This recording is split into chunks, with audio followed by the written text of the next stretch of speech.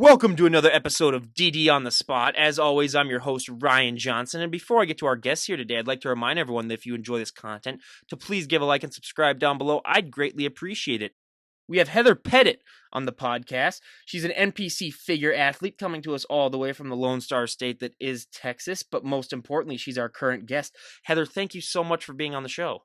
No problem. Thanks for having me. Absolutely. So before we get started, I got to ask, what is the weather like down there in Texas? I mean, I know you're in a gym right now, so might not be able to tell, but what was the weather like before you got there? Oh, wow. Okay, so we're in the lovely part of Texas summer where as soon as you walk outside, you start either sweating to death or the sun is so bright it just like burns through your skin completely. It's awful right now. I was honestly going to say, because I'm a huge Minnesota Twins fan, and they're playing right now, the Rangers in Arlington right now, and they were talking about how it's going to be so bad because they have an afternoon game, and they said it's going to be like 102 degrees down there, and it's just, how do you guys put up with that? I don't know how could possibly deal with that. Yeah, the past few weeks it's been consistently 100 or right close to it. I just stay inside. I literally will run from work to my car, which it's hotter in your car, right? Because all that heat has collected all day. So I just blast the air and then race to the gym and race inside. It's kind of miserable, but we'll make it. Hey, the only positive though I can really give with that is, I mean, you can basically put your bacon and eggs out in your driveway basically, and you'll have them cooked in about a good 15 minutes basically. So Absolutely, I bet you could. yeah, you probably could. But before we depress people anymore with the brutal Texas heat that is taking over right now, why don't you give us a little bit of a backstory on what inspired and what motivated you to get in shape and adapt this healthy and fit lifestyle? Okay, I'll start from the beginning. I haven't really told anyone my story before, so it might be a little Oh, that's fine. scattered. So when I was younger, I was very, very scrawny. I could eat anything, and I'd never gain a pound. I remember sitting at my grandma's house eating ice cream out of the tub. You know, the big plastic tubs they used to have? I would eat it with a spoon, okay? So I played sports all the way up until high school. I'm pretty sure my parents put me in sports when I was younger because I was so quiet and timid, and they just wanted me to break out of that shell. So I played up until junior year of high school. I stopped, and then I just ballooned out. I gained so much weight. And I wasn't like super obese or anything, but I was very uncomfortable and I was very aware of how much weight I had gained. And I was very uncomfortable in my skin and I just did not appreciate my shape. So I avoided all pool parties. I did not go shopping for clothes. I did not like any of that. So then I went to college and it got a little worse because when you go to college, I started drinking, right? So I started partying a little more than I should have, and packed on some more weight. And I was like, okay, I have to change this. I have to do something. And the only thing I knew how to do was run. So, because I did cross country for like a year in high school. So I just started running. And was up to running like 5 miles every morning. So I would run and run. But as we all know, if you just run and do cardio and you don't do any resistance training, you're going to lose weight, but your shape's going to be the same. So I was the same shape, lost a little bit of weight. Then the scale went down, still not comfortable, so insecure. Um, and I was still partying heavily, more than I should have been. And I met my husband actually at a bar, and he was a trainer at the campus gym. Okay, so I started going there to see him, and I would do the cardio, hang out on the elliptical. And he finally convinced me. He said, "Hey, why don't you come lift weights with me?" And I was like, no, no, thank you. I'd rather not. And I finally went, and I was so lost. I did not want to do anything. I was so scared and just timid, I didn't want to pick up a weight. I didn't think I would get big or anything. I just had no idea what I was doing. So I went with him a few times and I stuck with him like a scared child. Like I stayed by him. He showed me what to do. And eventually I started doing my own thing. So we'd go at the same time and then he would go do his thing and I would do mine. And then eventually I was okay to where I could go by myself and I would do my own little routine. And then fast forward a few years and I'm here and we own our own gym. And I'm trying to help other women become more secure and more confident and build their own, build the body they want and feel more powerful. So That's so awesome, and I appreciate the honesty because so many people they talk about how when you start to go to the gym. I mean, not too many people are willing to admit that they didn't really know what to really do, and that they really need help and guidance. I mean, that's one of the first times that we've heard that really be that honesty. So I really appreciate that, and that's just such a great story. And believe me, I just turned 25, but if I could go back to that like 16, 17-year-old metabolism where you could just eat whatever you wanted and just get away with it, I was like, take me back just for one day just so I can have milkshakes and burgers. I mean, I remember going out for milkshakes and burgers after, almost once or twice a week after football practices and not putting out an ounce. And now if I did that, I'd feel a little bit of jiggle when I'd wake up in the morning and I'd just be like, oh, that's not a good thing. But yeah, just to go back to that metabolism. But one thing that I love to ask, all the health and fitness guests, because I always say if you're to walk into a gym with 100 people, there's 100 different ways as to how those people got into shape. Whether it comes down to, I mean, their diet, their nutrition, how many reps they do, what exercises they do. So many little things add up to the overall package that people end up seeing. Was that a struggle for you? Because I always like to say, I mean, if you were to walk up to someone and say, what'd you train for this body part? It looks amazing. What worked best for them 99% of the time is not going to work as good for you. And when it comes to really figuring out what works best for you, genetics and so many other things play a big factor. What was that experience like for you? Well, okay, so first of all, my husband's a trainer. He was doing bodybuilding before I met him. So when I went with him, it was all heavy compound lifts for him, and he would take me along with him. Well, when I started doing my own research, all the fitness models and girls on bodybuilding.com and Instagram, they were all doing kickbacks and band work, and you never saw any heavy weights. So I did that. I did all the light weights, the 20 reps on every set, and I didn't grow. And then until finally my husband's like, you know what, you need to lift heavy. And I got a coach that was like, okay, I'm going to put you under some heavy weight. Instantly, I grew. I feel like my legs grew overnight as soon as I got under a bar and squatted heavy. So for me, it's heavy weights mixed with a little time under tension. So right now I'm growing more than I ever have right now in this season. So that's what I'm doing. Heavy weights, time under tension. And you just have to find what works best for you. Everybody's different, but that high rep uh, was not cutting it for me. And that leads me perfectly into another question that I love to ask because everyone's genetics are different. So everyone always has that one body part that really takes off when they start training, and everyone always has that one body part that just lags behind that they have to train into overdrive just to get it to look like they have any semblance of working out in that area. I'll give you my examples first. I mean, for me, my back, I mean, I had jobs all throughout college too where I was, working in warehouses and lifting and loading, heavy packages. You either got a nice back or you quit. Those were basically the two options that were presented to you. But I'm also 6'3", so I mean, my legs and my lower body are just shot. Where I mean, I have to train them into overdrive just to get them to look like any semblance like I've worked them out at all. I mean, I still have my friends in the gym. Whenever I come in, they say, "Hey, Ryan, you ever plan on training legs anytime this year?" And then I say, "Oh, haha, you guys are real funny," knowing that I train them, twice a week, and they still look like, they still are just absolute twigs on there. I mean, I have no idea, but we know that your legs took off really quickly. But what was a body part that you struggled with to really get it to catch up? Well, since now I'm in figure, my shoulders are driving me insane. They will not grow. It's taking me forever to get them to grow, but it's slowly but surely. But yeah, my legs took off. My quads were too big for bikini because that's where I started. They were way too big every show. But my shoulders, they're a little behind. Well, and I always say too, for me, the biggest one is actually calves because that's the number one genetic thing where, I mean, you're either born with them or you're born without them. I mean, I always said I could inject pure muscle into my calves and they wouldn't grow an ounce. I mean, it's just, I don't know how that's possible, but it just is. But one of the big things that a lot of people don't realize that, is the nutrition aspect is so much more important than the working out aspect. I mean, both are very important, but the nutrition thing is just such a huge important thing. What would you say is probably the biggest nutritional change that you had to make from where you were at when you started working out to where you're at now? Now I'm eating a lot more. When I first started, I hired a coach. I joined a team. Okay, so they had me dieting as soon as I joined the team. We were getting ready for stage. I never had a growing phase, so it was always for years low calories, low carbs. I was hungry all the time. I would be dizzy when I stood up. It was outrageous. So now I have a coach, thankfully, that knows what he's doing, and we are eating. And throughout all my preps, I'm eating. So you have to eat to grow.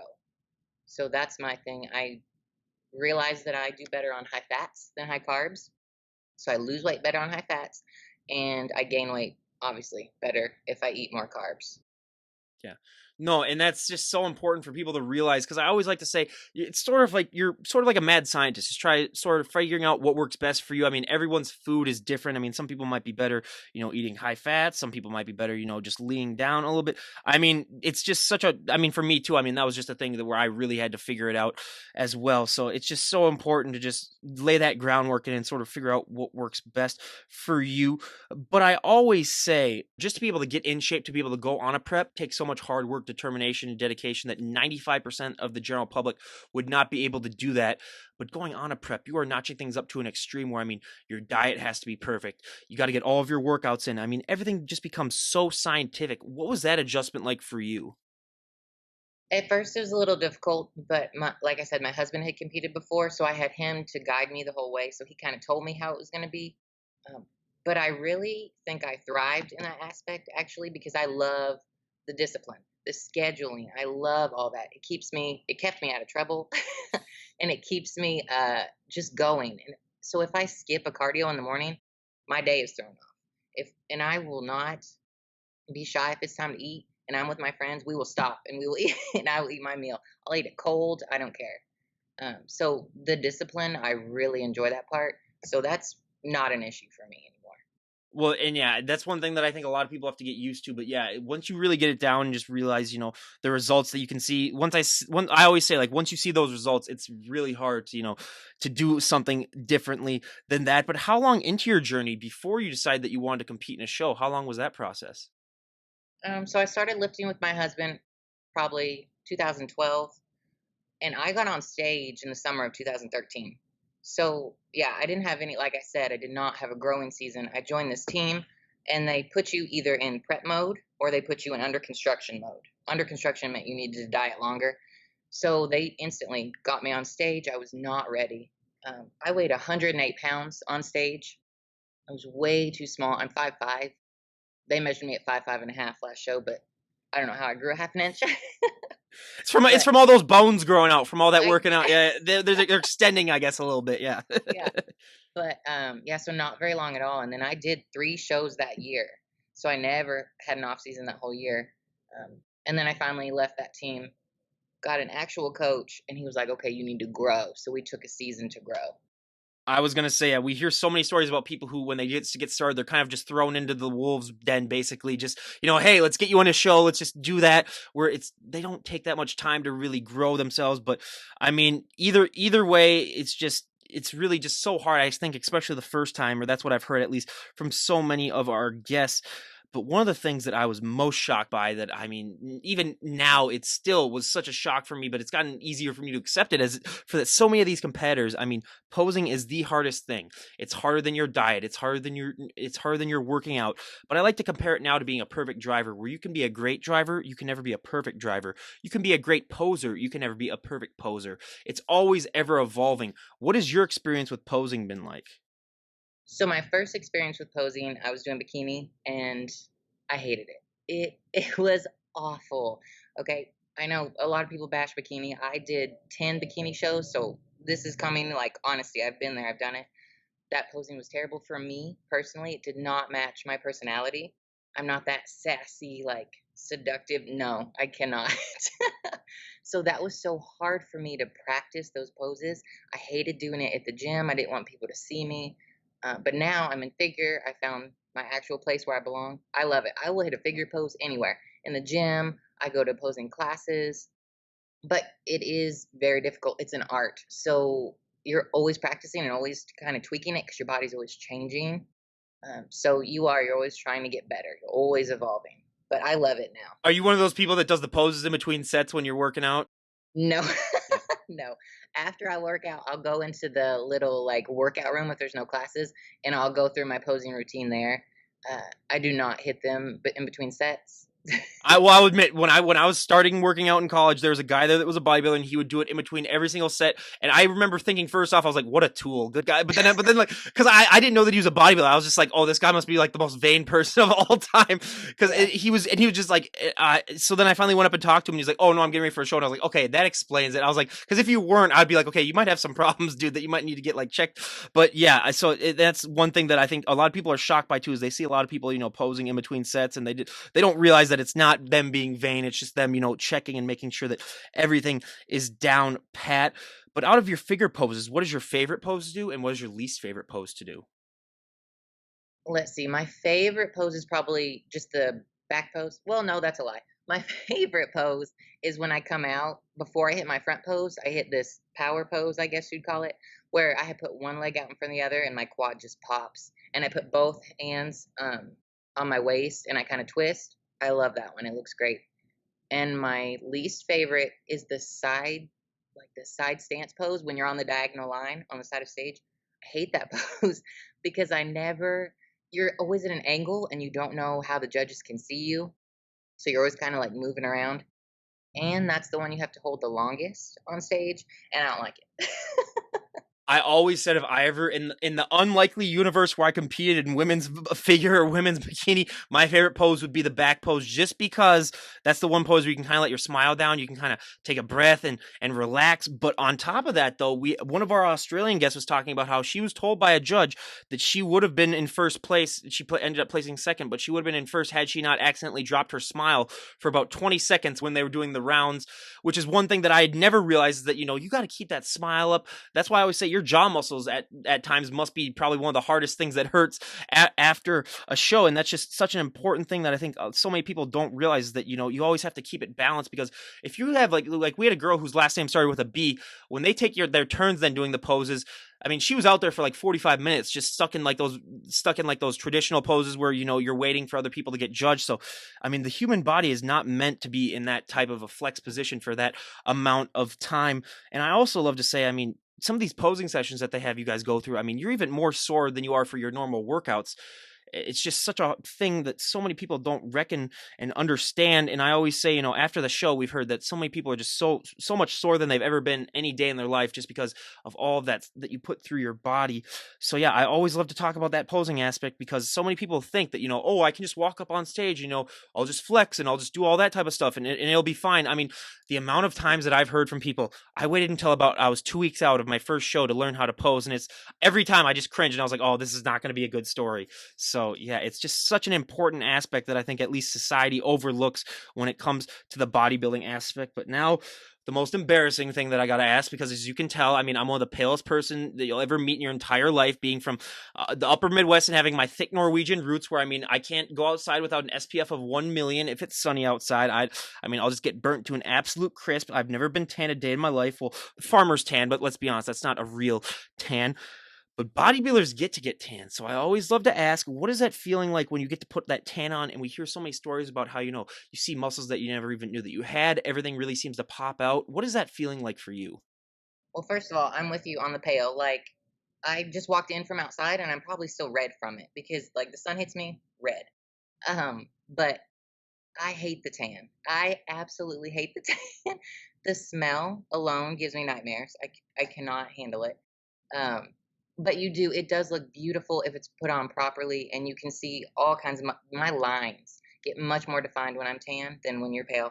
Um, and you need it for the lights on stage. But I have found that if I get sprayed, the tan does not work for me. It does not stick well. It's splotchy. It looks terrible. I'm never dark enough. So finally, I've done like 11 shows. My husband and I found out that Protan's DIY kit, that works for me. He has to actually paint me with a sponge paintbrush, okay?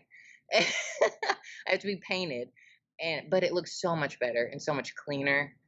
But yeah, the tan, I could do without that, honestly, but they want it. I was gonna say, for anyone out there, if you're like going to your first show, even if you're like a spectator, do not go backstage first of all, because you will not like the smell that you get back there. Because let's be honest, you can't put deodorant on. That's another thing that really goes with smell. So I mean, we've heard so many stories about people going back there and they're just like, oh my god, that just the smell alone. And I never realized how it was applied and what the situation was before that. So the first guest that I had that told me that, I was like, you're lying. That's not true.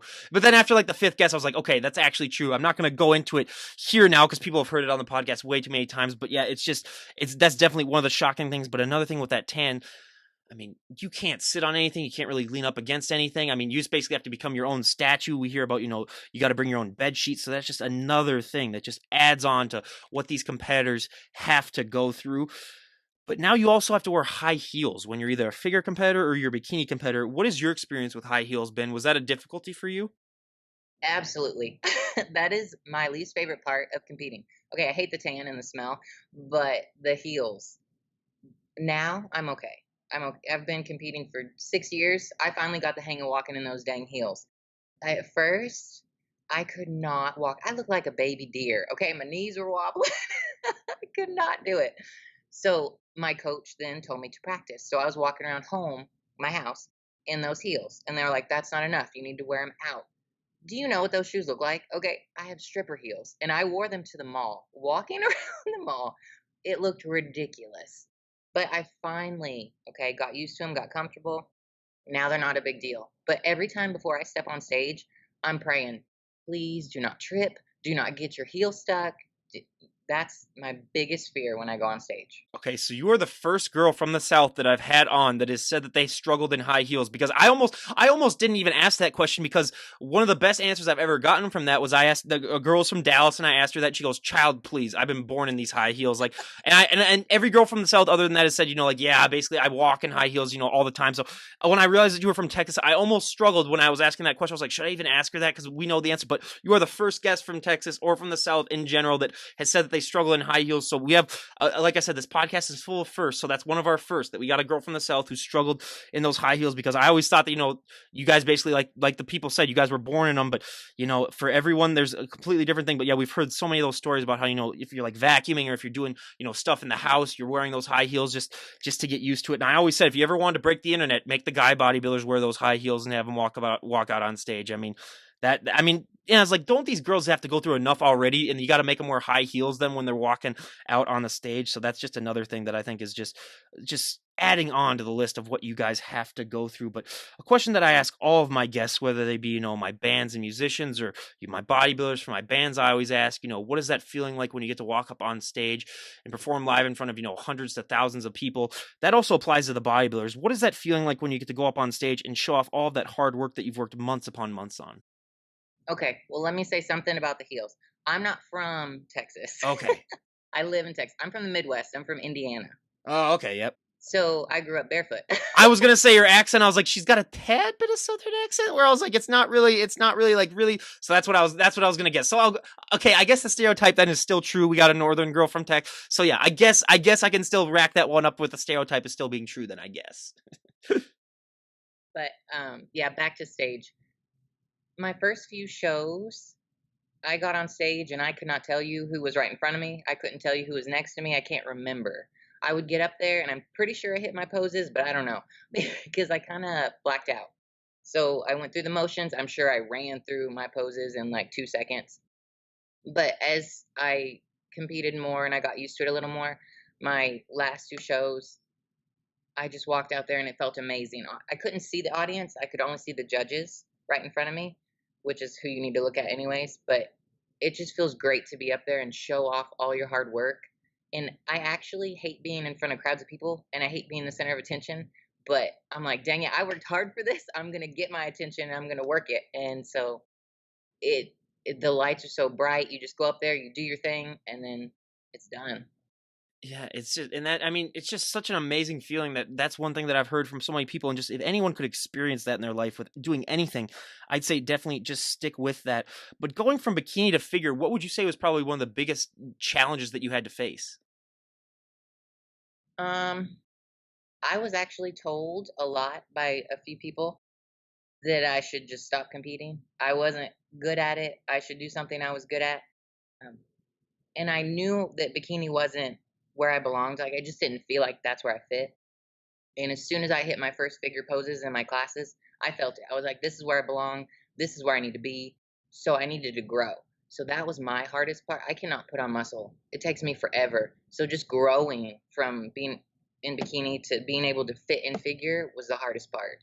So lifting heavy all the time, consistently, eating on plan all the time in my off seasons. It took a lot more dedication than it did when I was doing bikini.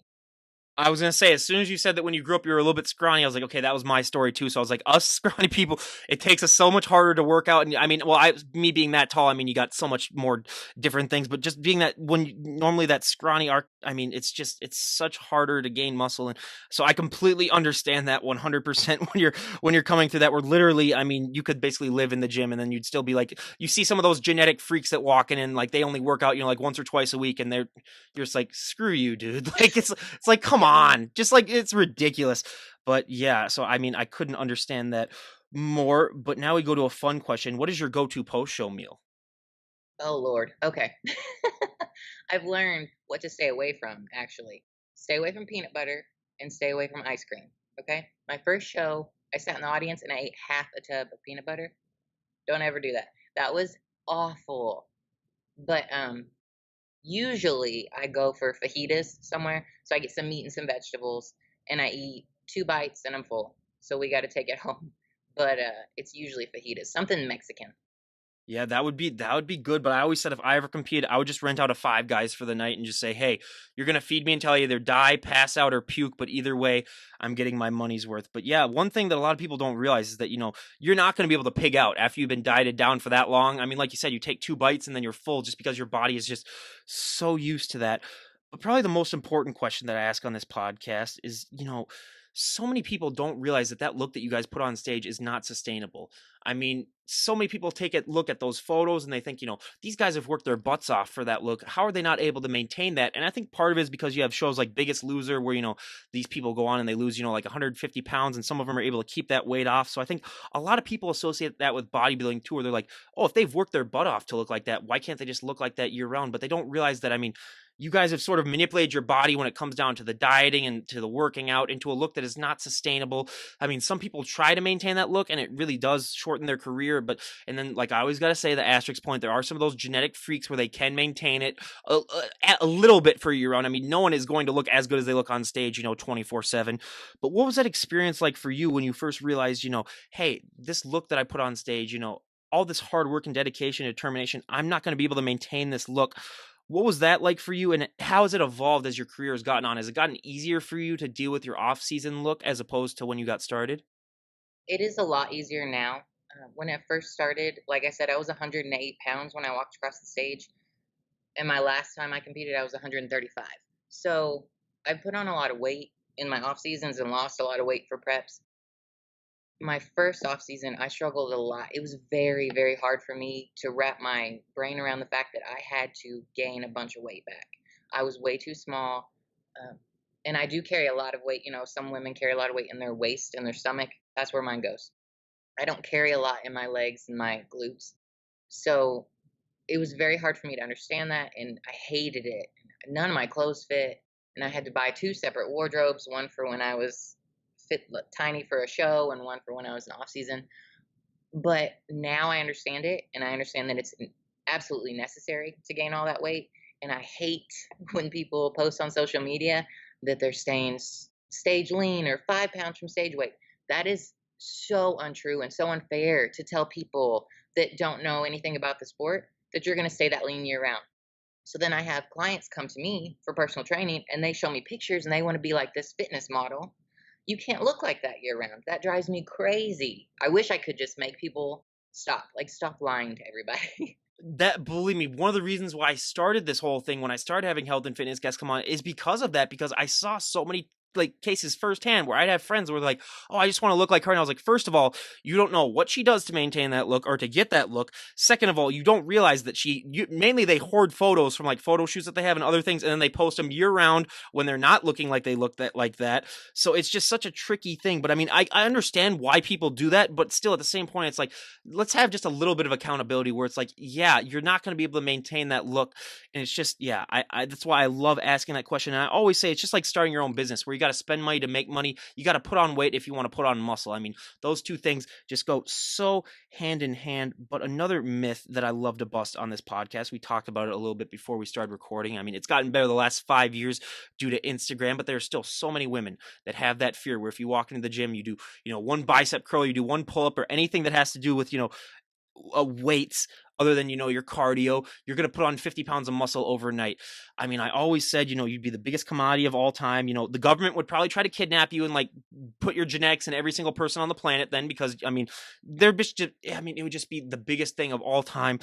Obviously, we heard that you did kind of have that fear when you got started because you were such a cardio bunny, and then your husband was sort of like, hey, you got to come and lift the weights. But now that you know that that's completely not true, how do you like to respond to that? Because I bet you still hear that all the time from people. Yes. It blows my mind how many women still think that if you go in and you lift weights, you're going to get bulky, right? You're going to get huge. You're going to gain all this muscle. I would love for that to be true. You have no idea how much I would love for that to be true. But I have clients come to me and they say, I want to tone, I want to look healthy, I don't want to look like you. And I'm like, I don't think I look that big and muscular. I feel like I look normal most of the time. Well, I would just say, don't worry, you won't look like me then. Yeah, I work very hard to look like this. Yeah. So, but I just tell them, it's all diet. It's balance. Diet, workouts, cardio. If you don't want to get huge, you won't get huge, And if you start to see you're getting too much muscle for your liking, just back off a little bit and it'll go away. Well, and I always find that funny when they say that to, bikini or figure competitors, because I've had some, physique competitors or some like actual female bodybuilders on, and I can understand that, if you say that to them, but like for figure and bikini girls, it's like, that's not really, I mean, it's not like they're like Arnold Schwarzenegger-esque or what. I mean, I always find that really funny. And I always like to tell the story of when I was in college, I had a really good friend who, she was like, I see all these changes that you're making and I want to go to the gym with you, but I'm just afraid I'm going to get too bulky. And I said, look, the amount of weight that you carry in your purse, now she had a very heavy purse. I don't know if she had like a dead sorority sister in there or something like that. It weighed like 20, 25 pounds. And I said, you are lugging that thing around when we go out to get something to eat, when we're going out to clubs, and you are not getting an ounce of muscle from that. And that sort of convinced her. And then she really started and then she really enjoyed it. But another question that leads off of that I love to ask is, one thing that I think impacts women so much more positively than it does men when it comes to working out is the confidence boost that it gives you. I mean, we've heard so many stories on this podcast of, women who have made, either life-changing decisions or just really helped out with their mindset and their positivity. How have you used that to really impact every single other aspect of your life? Because I always say just that positivity and that confidence boost is that one thing that you can take from the gym and use it to impact every other aspect of your life. So, like I said before, I was not very secure with myself before I started lifting weights. I was very timid, scared, just kind of went with the flow. I would never speak up for myself. And as soon as I started training, I don't know how it happens, but you just build this confidence and you just feel better and you feel more powerful. Like you can take care of yourself and you can speak up for yourself. And if I would have had this confidence in college when I first started, I would have ended a lot of relationships sooner. I would have handled things a lot differently. I don't regret any of that because it made me who I am now and it got me to the gym.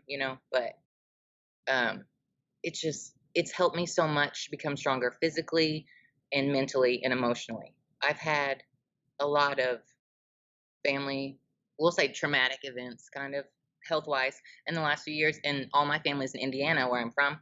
So if I didn't have the gym, I swear I would have had a mental breakdown. Like it has helped me just center and be strong and handle my life situations. Whatever life throws at you, you can handle it. And that's why I feel like I'm here. That's my purpose, is to help other women find that confidence and be able to take care of yourself and stand up for yourself and just do whatever you want in life. So I love it. I love it so much. And that's just so important. And that goes along with, just so many of the stories that we've heard. And that's one of the things when people might come up to me and say, like, I see that that you have all these health and fitness guests on. Like, I want to get into the gym. What would you say from all of your guests is one of the things that, is a good piece of motivation? I always say, just listen to their stories about, how that confidence boost has really impacted their lives. And that's just such a huge thing for me. But how long into your journey before you decide that you wanted to become, helping out others, whether it's, personal training or just coaching? I mean, I know your husband was already into that, but how long before you decide that, like, hey, that seems like something that I'd be interested in too? Let's see. I'm actually my full-time job, I'm a therapist, an occupational therapy assistant. So I help Well, people let's be every honest. Being a trainer, one thing I found out is that you're a therapist too, basically, as well. That's one thing that I've found out is that you deal a lot. It's a lot more like therapy than a lot of people think of. yes, absolutely. But that's what I went to school for and that's what I do now full time. And he was training people at a local gym here. And I was like, you know what? I feel like I could do that. And I have a coach online. So I was like, hey, I can still work my full time job and I can coach people online. So, gosh, I started that probably 2 years ago is when we opened our gym. So 2 years ago, I started training people. Um, so, what is that? 3 years after I started lifting, I just feel like that's why I'm here is to help people. So that's why we have our gym, and I do online training, I do in person training, as well as my full time job as a And therapist. where's the gym? As we can see, the gym is right behind her. But where's the gym located for anyone out there in the Texas area that may be listening? It's in Rockwall, Texas. It's for personal training only right now. So you have to contact us and set up a session, and then you can come in and we can do some in person or online, whatever fits your needs. We're just here to help as many people as we can. That's awesome. I'll leave a link to all that stuff down below. But a question that I also love to ask the personal trainers or the people that help out others is, I mean, on Instagram, we see so many of those posts about, oh my God, my transformation journey and just, these before and after photos. And I mean, it's so great to see the client's, version of that, but we never get to hear what that's like for the personal trainer. What is that experience like for you? And what is that feeling like when you realize that, you've really helped out someone change their life? It's amazing. I'll just give you an example. I had a girl, I took her to her first show. She just competed a few weeks ago. Um, and when we started in like February, she was, uncomfortable in her body, overweight. She did not think she could compete. Actually, she just didn't think she could get there. And when she stepped across that stage, I was about to bawl. I was in tears. I was more nervous than when I compete. I was more nervous than when my husband was competing. I just, it's amazing. It just makes you feel so good. And then when you see the smile on their faces and how happy they are, it's priceless. It's amazing. I can't wait to do it over and over again. Well, I always say too, if you can get a job where you can help out others, I mean, get one of those because I mean, it's just such a fulfilling thing. And yeah, I mean, I always love asking that because we never really hear about what it's like for the personal trainers and the people that are helping these people on their journeys. But now we go to two of the questions that I ask every single guest that I have on health and fitness wise. And for the first one, I mean, there were so many positive things that happened to me when I started, working out and getting bigger and stronger. But one of the negative things is that you're going to get asked to move a lot of people's furniture. You're going to get asked to open a lot of pickle jars or, bottled water or anything that's screwed on tightly. I'm still at home with my parents for the next 2 months before I move out. And every single time they come home with groceries, I basically have to lift the car into the driveway and carry in the groceries, being the good son that I am. Has that been a similar experience to you, especially when you're in your prep where people just take one look at you and they just assume that you can do favors or they always just ask for stuff? Well, opening water bottles, yes. People ask me to open things all the time at work, but moving furniture, people ask me to help because my husband has a truck. Well, that too. I was going to say, yeah. Yeah, we have a truck, so we do help some people move. But I don't get asked to help move furniture. But I will say, before I started lifting, me and my husband moved into a new apartment, and we had to move the couch in, and I couldn't lift it. I could not help him pick up that couch, and I just started crying. Like I felt so helpless. And now every time I have a chance, I'm like, let's move some furniture, let's move something, because I can do it. I can help anybody that needs help now. Well, I mean, I always say for me, I mean, I even got a text yesterday morning that was just like, "Hey Ryan, I'm moving out next weekend. You want to come help me move?" And I said, "Well, first of all, I don't want to, but I will. Just I'll help you out." But yeah, I always said, being 6'3", it's a double-edged sword because I mean, if I had zero muscle at all, I'd still get asked, "Oh, hey, tall guy, you want to come help with this?" But yeah, it's one thing that I've had to adjust to. But I'm fine with it. But we talked about you actually alluded to this a little bit before, but a question that I love to ask, probably my favorite question to ask, and the audience favorite is, there's so many obstacles that come with competing and becoming a bodybuilder, but one of the most unseen ones that I think a lot of people don't realize is that your clothing options can be very limited. I mean, we hear stories all the time that, if you have big, broad shoulders, dresses aren't your best friend. Jeans are another thing that we hear of, where if you have a big lower body and a small waist, jeans are not made for that. And like you were saying before, you basically have to have two wardrobes, your off-season wardrobe and your prep wardrobe. What has that been like? And how have you been able to figure out, clothing options that work best for you, because they don't really sell a lot. I mean, it's gotten better, but still the clothing options can be limited. Well, luckily for me, I work in scrubs and I live in workout clothes. So everything I own stretches. Everything I own will fit me at any given time. But when I do dress up or just wear jeans, I have one pair of jeans that will fit me almost all the time. When I'm about a week out from a show, they won't fit. Very stretchy, though. They have to be stretchy. And then leggings. I will wear leggings everywhere. I have workout leggings and then I have nice going out leggings. But the only issue with those is my quads. When they get too big in off season, they kind of take up more space. But everything I own has to be stretchy.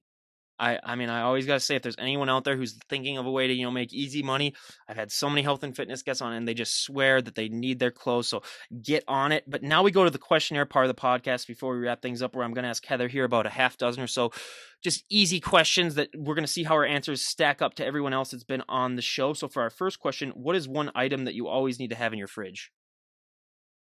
Egg whites. Absolutely.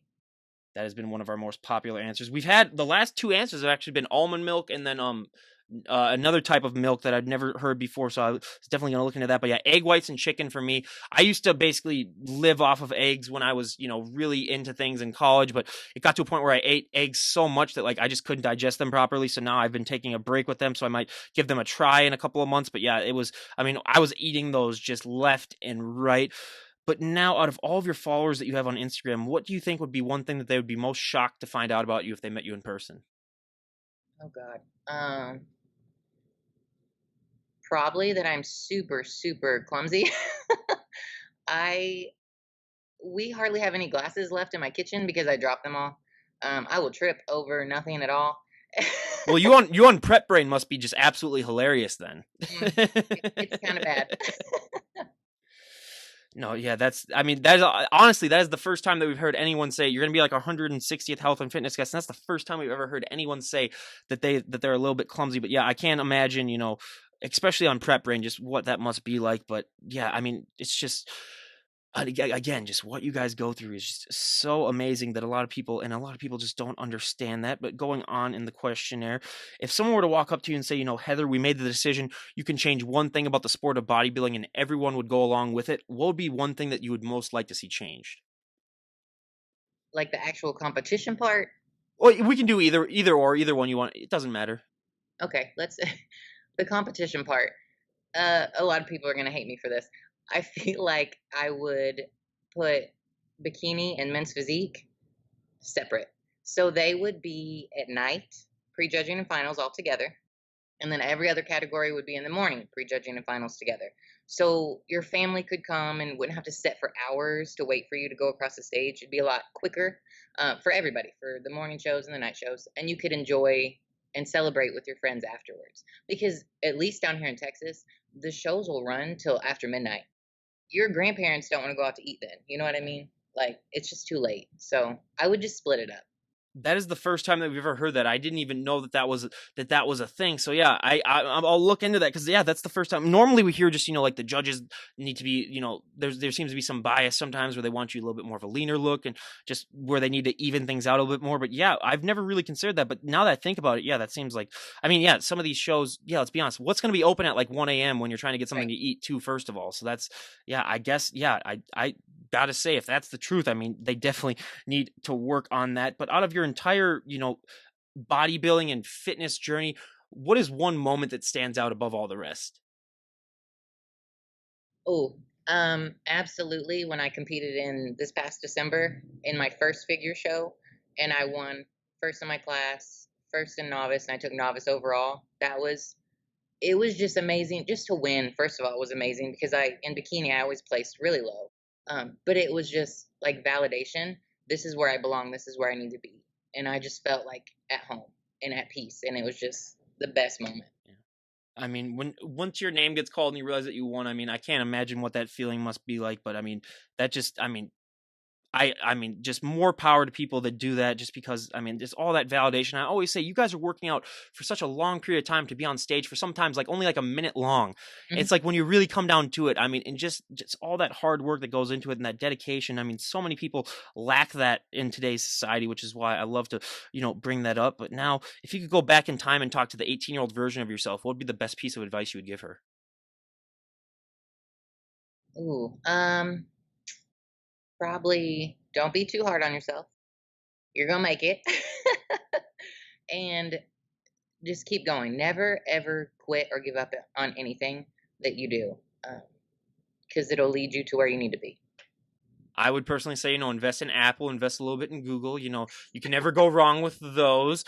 But yeah, I would also say that too. I mean, it's like, yeah, everything's going to be all right. Because I mean, you always think about when you're younger, things just seem to be so much more bigger than they actually are, so much Yeah. more impactful when they really don't matter that much, really at all. But if we were to talk to you a year from today, where would you like to be at when it comes to, I mean, your bodybuilding? Where would you like to be at when it comes to, your overall life? What are some goals that you would like to have achieved if we were to talk to you a year from today? A year from today, I would be an IFBB figure pro. Won my pro card. I'm gonna compete for it next summer. So fingers crossed. A year from today, I am a pro. And then just my clients online and in person, I just want to grow that clientele slowly and just have them be so successful and help as many people as I can. That's really all I want.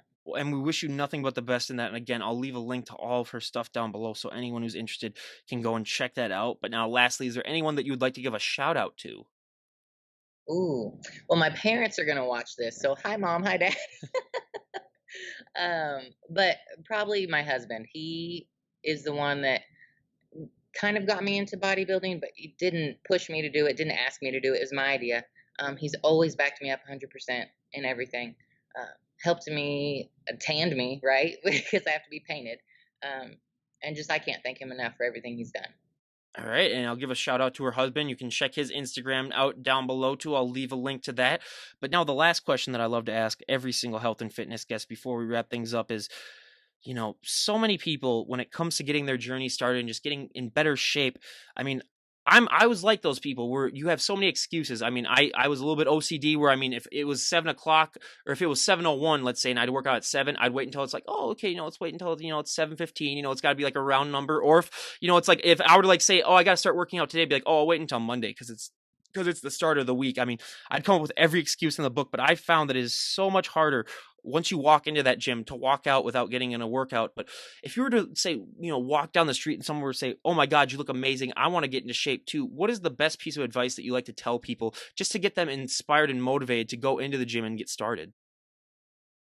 Just start small. Don't get overwhelmed. A lot of people get overwhelmed because they want to throw themselves in 100% food and workouts, and I have to work out every single day and run a mile.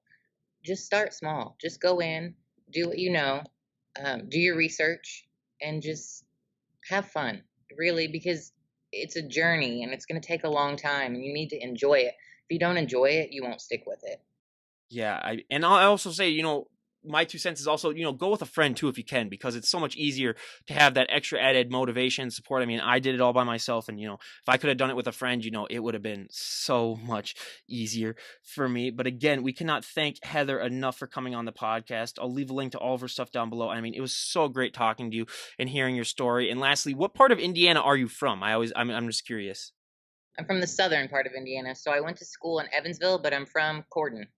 Okay, because I was gonna say I'd been to Indiana once. We went to the Notre Dame football stadium and we went to Lucas Oil Stadium. But I've always wanted to go back because I'm a huge Hoosiers fan, the movie. Oh, So I've wanted to go to that gym that's in, I think it's in like Kingsdale or something like that. And I've always wanted to go there and tour that. So I think next summer I think I'm actually just gonna like drive because it's only like an 8 hour drive. So I was just gonna drive there and spend a night and then drive back. So I was just, yeah, when you said you're from Indiana, I was like, oh yeah, that's awesome. But again, you guys go and give Heather a follow. I really really think that it's definitely go and look at her stuff. I mean, she posts great stuff and it's just so inspiring. And again, we cannot thank you enough for being on the show. And I'll leave a link to her gym as well, where if you're in the Texas area and you want to give it a shot, go and contact them. But again, thank you so much for coming on. I really appreciate it.